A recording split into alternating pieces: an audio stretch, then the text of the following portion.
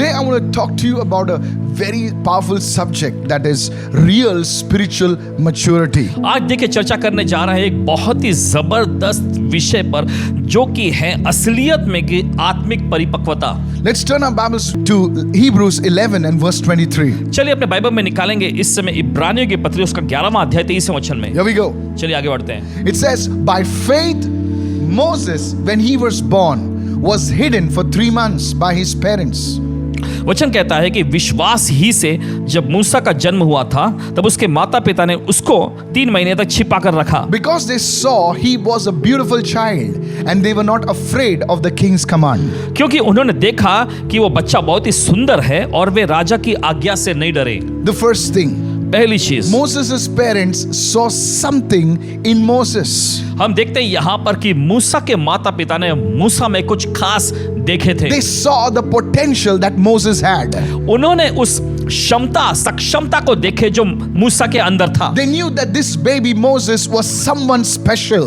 और वे जानते थे कि ये बच्चा, ये बालक मूसा जो है कुछ तो खास है। In the same way, उसी तरीके से God saw the potential in you and me even before anyone else could ever see it. Can I have a good amen, और इसी somebody? वजह से देखिए परमेश्वर ने आपके अंदर और मेरे अंदर उस क्षमता को देख लिया इससे पहले कि कोई और देख सकता। God saw the potential in you and me even before we could see it ourselves. और देखिए इससे पहले कि हम हमारे अंदर उस क्षमता को देखते, परमेश्वर ने खुद हमारे अंदर उस क्षमता को देख लिया। Spiritual maturity, write this down, और चलिए लिख लीजिए इस समय, आत्मिक परिपक्वता is recognizing the fact that God has deposited something of divine potential in us. और देखिए आत्मिक परिपक्वता का मतलब यह है कि इस बात को पहचान लेना कि परमेश्वर ने हमारे अंदर कुछ दैवीय काबिलियत यानी दैवीय क्षमता को रखा है। Hallelujah. Hallelujah. Scripture says he has hidden treasure in earthen vessels. देखिए वचन ऐसा कहता है कि उसने मिट्टी के पात्रों में उसने अपने खजाने को रखा है। Are you listening right आप सुन रहे हैं इस now? वक्त? Don't see yourself as someone,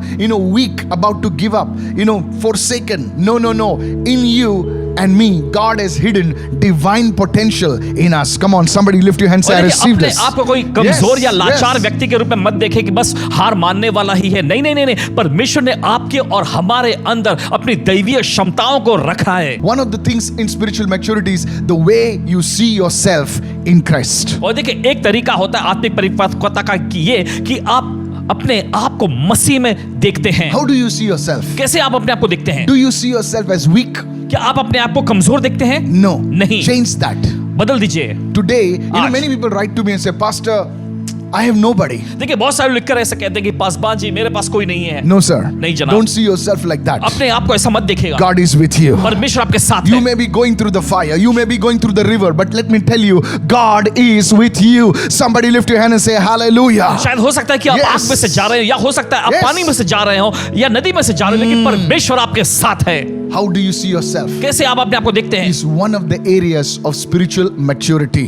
ये एक क्षेत्र है या तरीका है आत्मिक परिपक्वता का। Spiritual maturity is to see yourself the way God sees you. आत्मिक परिपक्वता का मतलब ये होता है कि जिस तरह से परमेश्वर आपको देखता है वैसे ही आप अपने आप को देखते हैं। Say this, everybody. चलिए सब लोग कहेंगे, Spiritual maturity is to see ourselves the way God sees us. आत्मिक परिपक्वता का मतलब ये होता है कि जिस तरीके से परमेश्वर हमें देखता है वैसे ही हम अपने आप को देखते हैं। The second thing, दूसरी let's चीज, go further right now. चलिए जल्दी से आगे बढ़ेंगे। When Moses is, now the same scripture, we are not going to go again and again, but the Bible says in Hebrews 11:23, when Moses' parents saw the potential in Moses, they hid him for 3 months. और देखिए इसी वचन में पढ़ेंगे, जब मूसा के माता पिता ने उस क्षमता को मूसा में देख लिया तब उन्होंने मूसा को 3 महीनों तक छिपा रखा। Why did they hide Moses? क्यों उन्होंने मूसा को छिपा लिया? Listen to this now. सुनिए अब ध्यान से। They hid Moses so that the potential that was in Moses could be developed. और देखिए उन्होंने मूसा को इसलिए छिपाया ताकि जो काबिलियत, जो क्षमता मूसा में थी वो विकसित हो सके, बढ़ सके। They hid Moses so that he would not be killed by the Pharaoh. और देखिए उन्होंने मूसा को इसलिए छिपा लिया ताकि फिरौन के द्वारा उसे मारा ना जाए। If Moses would not be hidden, अगर मूसा को छिपाया नहीं गया होता he would have been killed. उसे मार डाला गया होता। Even before God could call him on that mountain. इससे पहले कि परमेश्वर उसे पर्वत पर उसे बुलाते, उससे पहले ही मूसा खत्म हो गया होता। The second thing, God is speaking to somebody today. दूसरी चीज जो परमेश्वर आज किसी से बोल रहा है, God will hide you for a season. परमेश्वर आपको कुछ समय के लिए छिपा के रखेगा। Why? क्यों? Why will God hide you? क्यों परमेश्वर आपको You will छिपाएगा? find this principle all throughout scriptures. और आप इस सिद्धांत को पूरे वचनों में पाएंगे। God hid Joseph परमेश्वर ने यूसुफ को छिपा कर in रखा a pit and in a prison before he could bring him in the palace before all the world. और देखिए परमेश्वर इससे पहले कि यूसुफ को महल में और पूरी दुनिया के सामने उजागर करता या प्रकाश में लाता, परमेश्वर ने उसे गड्ढे में और जेल में छिपा के रखा था। Did Joseph do anything wrong? क्या यूसुफ ने कुछ गलत किया? No. नहीं। But still God hid him. लेकिन फिर भी परमेश्वर ने उसको छिपाए रखा What था। about Moses? मूसा के बारे में क्या? Moses, after being hidden by his parents for 3 months, और मूसा जिसको उसके माता पिता ने 3 महीनों तक छिपा के रखा था, उसके he बाद was hidden in the desert और हम देखते हैं उसे रेगिस्तान में छिपा के रखा गया था, before he could lead God's people out of the slavery of 430 years. और इससे पहले कि वो परमेश्वर के लोगों को 430 साल की गुलामी में से बाहर निकाल के लाता। Moses had good intentions in his heart, और देखिए मूसा के दिल में उसका इरादा अच्छा था, but God also hid Moses. लेकिन परमेश्वर ने फिर भी मूसा को छिपाए रखा। Today God is speaking to many of you. आज परमेश्वर आप में से बहुत सारे लोगों से बात कर रहा है। What about David? दाऊद के बारे में क्या? David was called a man after God's own heart. और दाऊद कहलाया ऐसा मनुष्य जो परमेश्वर के हृदय के अनुसार है। This was the man who called God his shepherd. He says, God, you are my shepherd. You are the one who leads me. और यही वह व्यक्ति है जिसने परमेश्वर को अपना चरवाहा कहकर पुकारा। उसने कहा, हे परमेश्वर, तू मेरा चरवाहा है, तू ही मेरी अगुवाई करता है। And God hid David in the cave of Adullam. God hid David from Saul for many years. And one day he brought him in the open and made him the king of Israel and Judah. Somebody shout hallelujah. हम देखते हैं Come परमेश्वर ने on. Dawood को अदुल्लाम की गुफा में शाऊल से और उसके शत्रुओं से काफी लंबे समय तक बचा के रखा, छिपा के रखा। फिर उसके बाद हम देखते हैं उसने दाऊद को सबके सामने पेश किया और वह इज़राइल और यहूदा का राजा बन गया। Listen very carefully. बड़े ध्यान से सुनिएगा। God will hide you for a season. परमेश्वर एक दौर के लिए या फिर एक समय के लिए आपको छिपा के रखेगा। In the New Testament, नए नियम में Apostle Paul, प्रेरित पौलुस, a learned man, एक शिक्षित पढ़ा लिखा under व्यक्ति, one of the most influential teachers, Gamaliel, in his और time. उस समय के सबसे ज्यादा अनुभवी और एकदम ज्यादा ज्ञानी जो सिखाने वाले शिक्षक गमलीएल के अधीन में वो सीखा। Listen to this. सुनिए ध्यान से। Paul has an amazing encounter with Jesus Christ on the road to Damascus. और हम देखते हैं पौलुस को प्रभु यीशु मसीह के साथ बहुत ही जबरदस्त मुठभेड़ मिला था दमिश्क के रास्ते पर। Now, if you and I were there, we would say, my goodness, I saw Jesus face to face. Come on, let me go all over India. But this same Apostle Paul was hidden in the deserts of Arabia for 3 years. और देखिए आप और मैं होते तो हम ऐसा कहते, अरे प्रभु की स्तुति हो, हमने यीशु को आमने सामने देख लिया है, जब हम चलिए हम पूरे दुनिया भर में या पूरे भारत देश में जाकर यीशु का प्रचार करेंगे। लेकिन पौलुस ने ऐसा नहीं किया। हम देखते कि परमेश्वर ने उसे अरब में 3 साल तक छिपा के रखा। Here's the principle. देखिए सिद्धांत, When God chooses to hide you for a time, जब परमेश्वर कुछ समय के लिए आपको छिपाए रखने का चुनाव करता है, He's preparing you for something big. Come on, तब वो hallelujah. आपको तैयार कर रहा है कुछ बड़े के लिए। कहें Are hallelujah. you listening right क्या now? सुन रहे हैं इस वक्त? You know, many people, they feel a little discouraged when nobody is celebrating them. और देखिए बहुत बार ऐसा लोग जो है जब कोई उनका जश्न नहीं मना रहे हैं तो वो अपने अंदर निराशा महसूस करते हैं। Nobody is clapping for them. कोई उनके ताली नहीं बजा रहा Nobody is validating them. और कोई उनको समर्थन या सराहना Nobody नहीं is कर रहा, patting their back. कोई उनकी पीठ थपथपा नहीं Hey, रहा, well done.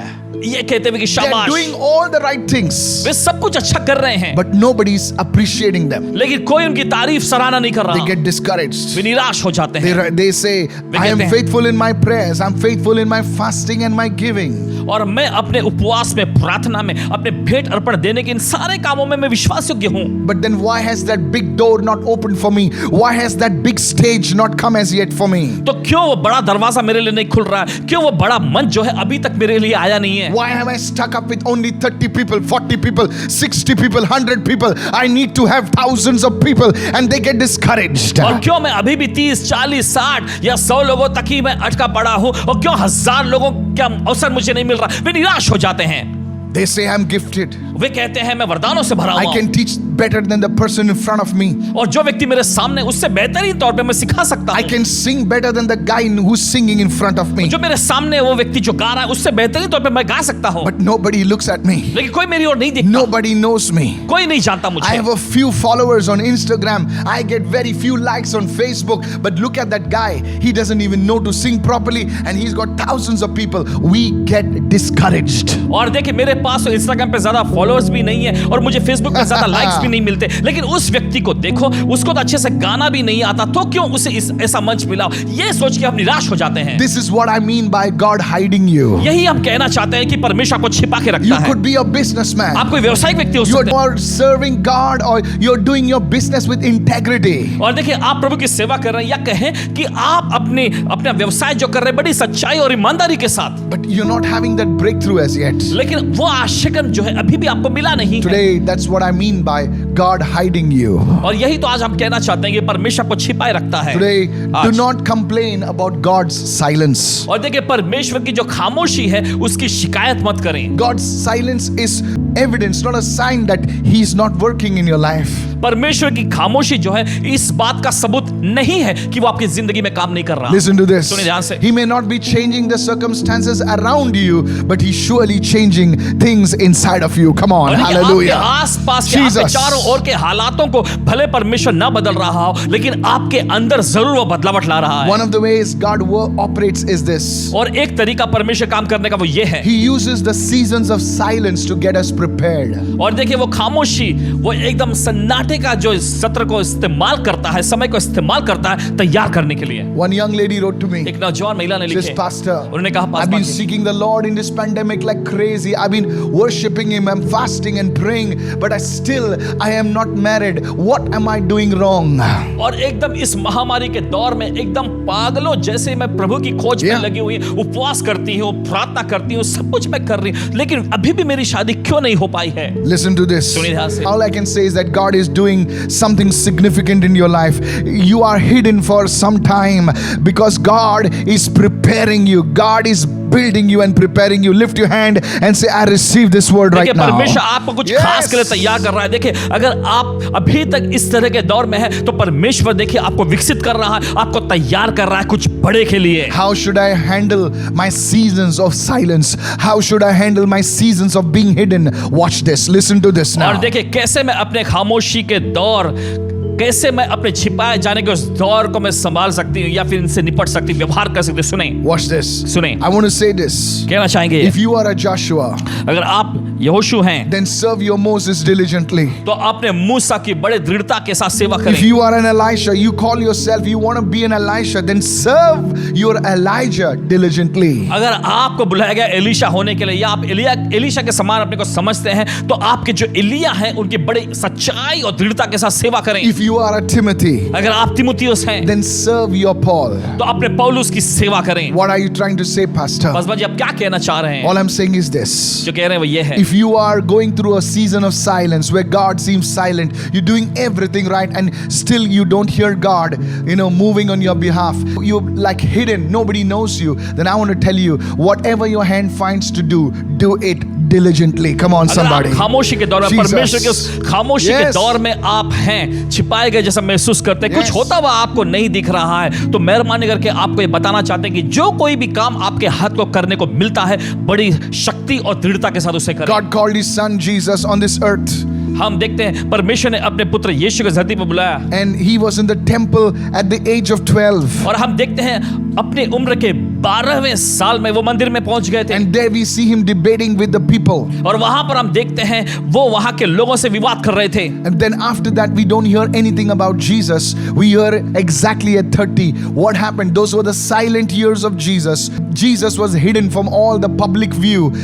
God was preparing His Son for a powerful, earth-shaking ministry. Come on, somebody. उसके बाद हम देखते हैं यीशु के बारे में कोई चर्चा हमको सुनने को नहीं मिलती। ठीक 30वें साल में हमें यीशु के बारे में सुनने को मिलता है, पढ़ने को मिलता है, लेकिन इतने समय काल में ये क्या हो रहा था? ये खामोशी का दौर। परमेश्वर ने यीशु को लोगों की नजरों से छिपा कर रखा था और उन्हें एक बड़ी जबरदस्त सेवकाई के लिए तैयार कर रहा था जो पूरी दुनिया को हिला के रख देगी। My fourth point today. और चौथा मुद्दा आज के लिए, When Moses was a baby, देखिए जब मूसा छोटा बच्चा था, he was about to be killed by the Pharaoh's edict.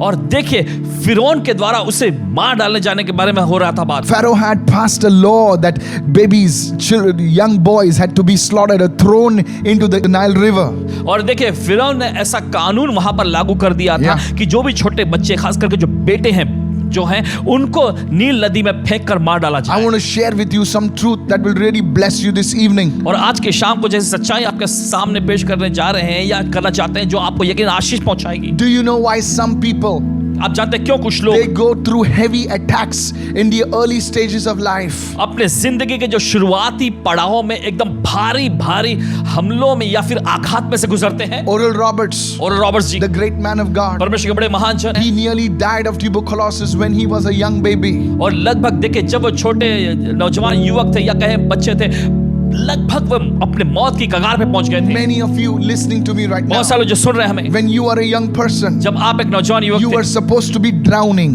आप डूबने वाले थे You would come have an accident somewhere, और कहीं तो आप एक्सीडेंट के चपेट में आ गए होते, but somehow लेकिन इसी तरीके से God put His hand upon you and covered you. परमेश्वर ने Hallelujah. अपना हाथ आप पर रखकर आपको ढक लिया। You are sick again and again. आप बार बार बीमार पड़ते रहे, You are premature. आप अपरिपक्व हुए, You would have died in the hospital. आप देखिए अस्पताल में ही मर गए होते। But God called you out of that tomb. Come on, लेकिन somebody. परमेश्वर ने आपको उस कब्र में से निकाल लिया। You know why? आप जानते क्यों? You were wondering, why did I go through so many attacks when I was a child, when I was a young man? शायद आप हैरान पड़ के सोचते होंगे कि जब मैं छोटा बच्चा था, जब मैं नौजवान युवक था, तो क्यों मुझे इस तरह के दौर और आघात और समस्याओं में से गुजरना पड़ा। It's because इसलिए you have a powerful call of God upon your life. क्योंकि आपके जिंदगी पर परमेश्वर की बड़ी जबरदस्त सामर्थशाली बुलाहट You है। see, today's young people, they are going through suicidal tendencies, drug addictions, and other things. You see, God has called this generation as a prophetic generation.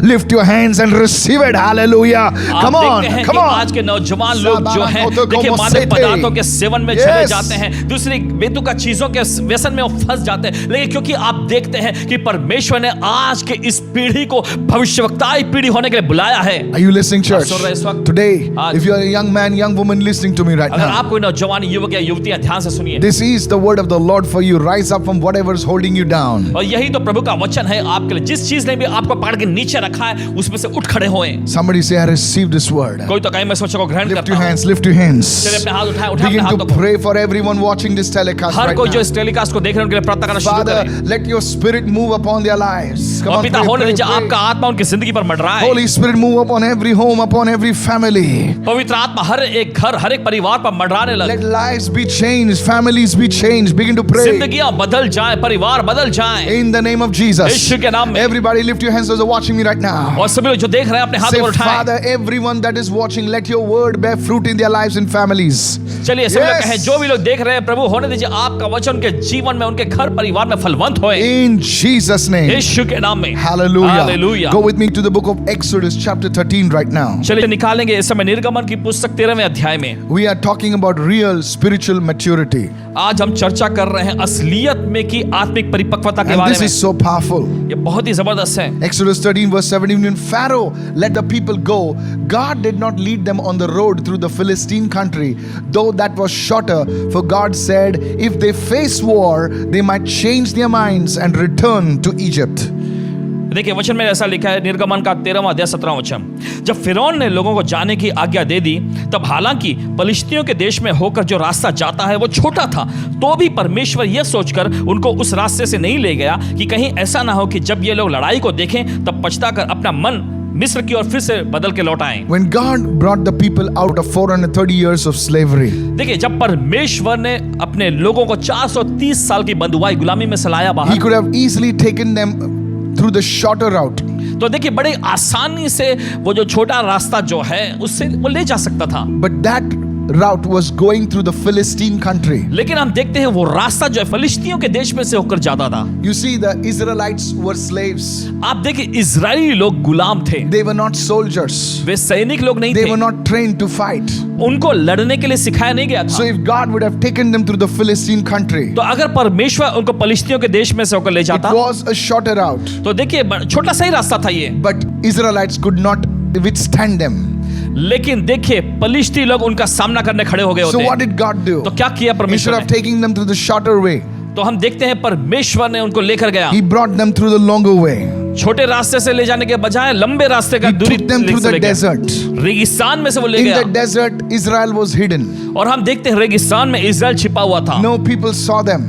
लोगों ने उनको नहीं देखा, They were hidden. वे छिपे हुए It थे। was only they and their God. यहाँ पर सिर्फ वे और उनका परमेश्वर था। It's as if they were going through hell in the desert. और ऐसा लग रहा था जैसे कि वो उस रेगिस्तान में नरक में से होकर जा रहे It हैं। was as if God was with them, but He was still not communicating with them. और It was ऐसा- a season of silence. और ऐसा लग रहा है कि परमेश्वर उनके साथ होते हुए भी उनके साथ कोई संपर्क साध नहीं रहा था, बिल्कुल उनके लिए खामोशी का दौर जैसा दिखता The था। mistake they made is और देखिए यहाँ जो गलतियां हुई, they started complaining, they started grumbling. और देखिए उनकी से गलतियां क्या हो गई, वे शिकायत करने लग गए, कुड़कुड़ाने लग गए। Why is God taking so long? क्यों परमेश्वर इतना दूर से लेके जा रहा है? Are you listening right now? आप सुन रहे हैं इस वक्त? I told you that some people are going through heavy attacks in their early stages of life because the call of God is on their life. और जैसे कि आपको पहले बताया कि कुछ लोग जो हैं अपने जिंदगी के पहले ही स्तर के या कहें उम्र के पड़ाव में बहुत भारी हमलों के आधार में से जाते हैं, क्योंकि उनकी जिंदगी पर परमेश्वर की बड़ी बुलाहट होती है। Today know this, that the devil is afraid of you आज इस बात को जान लीजिए कि शैतान आपसे डरता है and God is for you. और परमेश्वर आपके लिए आपके Somebody पक्ष में raise है। your hand and shout, I receive this word चलिए right कोई तो अपने now. हाथ लगा चिल्लाएं, इस वचन को मैं ग्रहण करता Go हूं। with me to the book of Exodus chapter 13 and verse 17 right now. चलिए निकालें इस समय निर्गमन का 13वां अध्याय उसका 17वां वचन। And we've already read that scripture. हमने इस वचन को पहले ही पढ़ लिया है। It says that God would not take them through the shorter route, हम देखते हैं परमेश्वर ने छोटे रास्ते से उनको नहीं ले गया, and He took them through the longer route into the desert. हम देखते हैं कि परमेश्वर को लंबे रास्ते से रेगिस्तान में से होकर ले Now, गया। why did God do that? क्यों परमेश्वर ने ऐसा किया? Because you see, the Israelites were slaves. क्योंकि आप देखते इजराइल लोग गुलाम थे, They were not prepared to fight. They were not ready to fight. और देखिए वो लड़ने के लिए तैयार नहीं थे, उनको प्रशिक्षण नहीं मिला था। And God prepared them in the desert. हम देखते हैं परमेश्वर ने रेगिस्तान में उनको तैयार किया, But they didn't understand God's preparation. They thought that God is not listening to them. God doesn't care for them. लेकिन देखिए उन्होंने परमेश्वर के तैयार किए जाने की इस प्रक्रिया को नहीं समझे। उन्होंने सोचा कि परमेश्वर हमारी सुन नहीं रहा, परमेश्वर खामोश है। It was in the desert ये एक रेगिस्तान था, that God made slaves into warriors. यहीं पर परमेश्वर ने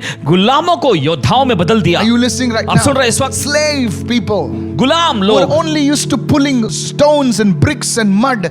They became warriors in the desert. और जिन्हें सिर्फ ईंटें, पत्थर या मिट्टी ढोने के लिए उनको बुलाया जाता था, लेकिन उनको परमेश्वर ने लेकर रेगिस्तान में योद्धा बना दिया। It is in the desert Israel became a fighting nation, a well-oiled machinery. Praise God. Hallelujah. और यकीनन हम देखते हैं कि उस रेगिस्तान में ही इजराइली लोगों को परमेश्वर ने एक लड़ाई लड़ने वाले योद्धाओं का राष्ट्र बना दिया। What is spiritual maturity? ये आत्मिक परिपक्वता क्या है? Spiritual maturity is discerning the works of God even when everything is silent around you. और देखिए आत्मिक परिपक्वता का मतलब होता है कि परमेश्वर के कार्यों को पहचान लेना जब सब कुछ आपके चारों ओर खामोश है Paul तब भी। the apostle says, फिर पौलुस कहते हैं for we walk हम चलते हैं not by sight, रूप को देखकर नहीं, not by emotions, अपनी भावनाओं के but जरिए we नहीं, walk by faith. लेकिन हम विश्वास से चलते हैं। Nothing is happening in the natural around us, हमारे आसपास चारों ओर कोई भी स्वाभाविकता में चीजें होती हुई नहीं but दिख in the रही, realm of the spirit, लेकिन आत्मा के आयाम में God is working. I परमेश्वर काम कर रहा want है। to tell you, child of God, परमेश्वर की संतान आपसे कहना चाहते हैं, ask God to open your spiritual eyes. परमेश्वर से मांगे कि आपकी आत्मिक आंखों को खोल Lord, they. show me the things that you are doing in my life.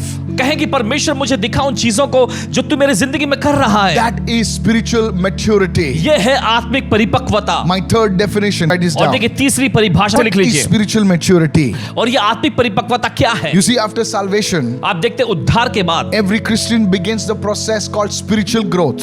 हर एक मसीह देखिए एक प्रक्रिया में आता है जो कि है आत्मिक वृद्धि। Spiritual maturity, write this down, is the चलिए लिख लीजिए। expectation and not the exception for all Christians. और देखिए आत्मिक वृद्धि जो है यह तो हर एक मसीह से अपेक्षा की जाती है, ना कि उसके लिए कोई विकल्प जैसा है। It is not an exception, rather it is the expectation of all Christians. It's expected of all Christians. और देखिए ये कोई विकल्प जैसा नहीं है, लेकिन हर एक मसीहों से अपेक्षा की जाने वाली ये बात है। What do you mean, Pastor? Paswan ji आपके कहने का मतलब क्या है? Spiritual maturity is where we begin to talk like Jesus. आत्मिक परिपक्वता का मतलब यह होता है कि जब हम यीशु के जैसा बोलना शुरू करते We हैं, respond like Jesus. यीशु के जैसा हम प्रत्युत्तर देने लगते हैं। To sum it up, और देखिए चीजों को सही करने में it's walking in Christ likeness. यह है मसीह के समानता में चलना। Many years ago, कई साल पहले there was a great man of God called Sadhu Sundar Singh. परमेश्वर के महान जन साधु सुंदर सिंह जी हुआ करते थे, And he was on a mission tour to the United Kingdom, UK. और हम देखते हैं कि वे यूनाइटेड किंगडम के लिए मिशन के दौर पे थे, And he knocked on one door. और जाकर उन्होंने एक दरवाजे पर दस्तक दी, And he was supposed to preach in that house. और उस घर में वो प्रचार करने वाले थे। And a young girl एक नौजवान लड़की opened the door.